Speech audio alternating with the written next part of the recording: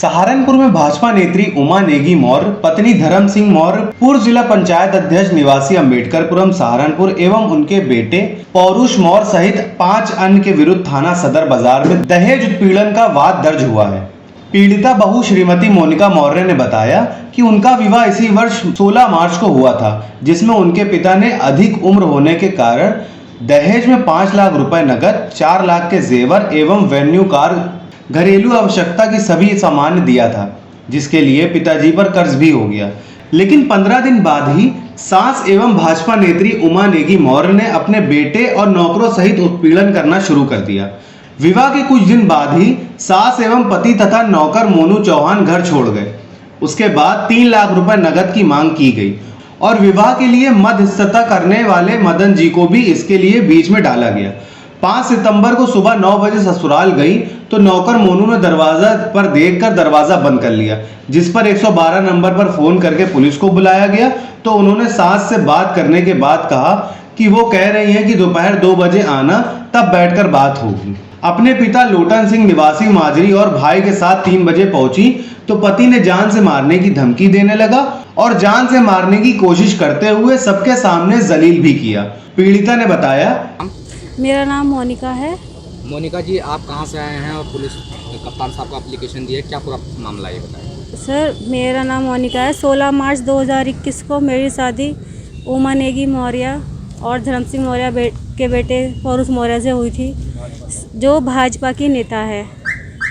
शादी के थोड़े दिन बाद ही मुझे मेरे हाथ में ये लेटर थमा दिया गया और कहा कि जब तक ये 40 लाख का कर्ज तू नहीं उतारेगी तो तुझे इस घर में आने की कोई ज़रूरत नहीं है। मार पिटाई, खाना ना देना, नौकरों से बदतमीजी करवाना, गाली गलौज, जाति सूचक तुम चमार हो, मैं तो राणा हूँ, मेरी तो जो लड़की है वो हाई कोर्ट में पंजाब में वकील है, उनके दामाद दूसरी बिरादरी से बिलोंग करते हैं। सर, ये सब तो सर इतना था जो मैं एक्सप्लेन भी नहीं कर सकती सर। लेकिन फिर भी हम सब ने भी इसी बीच में मेरे पिताजी भी बीमार हो गए थे। मेरे पिताजी की उम्र 75 वर्ष है। हमने लोन लेके कर्ज पे करके शादी की, क्योंकि मैं ओवर एज हो, मेरी उम्र फ़िलहाल 33 वर्ष हो चुकी है। इस वजह एसएसपी के यहाँ आए थे। एसएसपी के यहाँ सर, एसएसपी के यहाँ आने का कारण ये है कि 5 सितंबर को हमें बुलाया गया था। मेरी ससुराल पक्ष वालों ने बुलाया था कि आ जाओ, बैठ के बात करते हैं। सर, वहाँ पे प्लानिंग करके हमारे ऊपर हमला कराया गया, जिसमें मुझे काफ़ी चोट आई है, मेरे घर वालों को चोट आई है। उसके बाद हम लोग थाने गए। थाने जाने के बाद हमें सिविल हॉस्पिटल भेज दिया गया। वहाँ के बाद सर हमारी कोई कार्रवाई नहीं हुई पुलिस के द्वारा और उल्टा केस हमारे ऊपर कर दिया कि हमने मार पिटाई की है। और पुलिस को हम सर एसएसपी के पास अपने ये लेके आए थे कि हमारा मुकदमा दर्ज। ये जो लोन लिया है, क्या मतलब किस चीज़ पे लिया था इन लोगों ने, क्या कह रहे थे? इन्होंने एक ज़मीन के ऊपर लोन। कितना सर, ये 2020 के हिसाब से 30 लाख का लोन है सर। वो कह रहे हैं कि हम तो इस शादी से 1 करोड़ की एक्सपेक्ट करते थे तुझसे, और तू लेकर ही क्या आई है।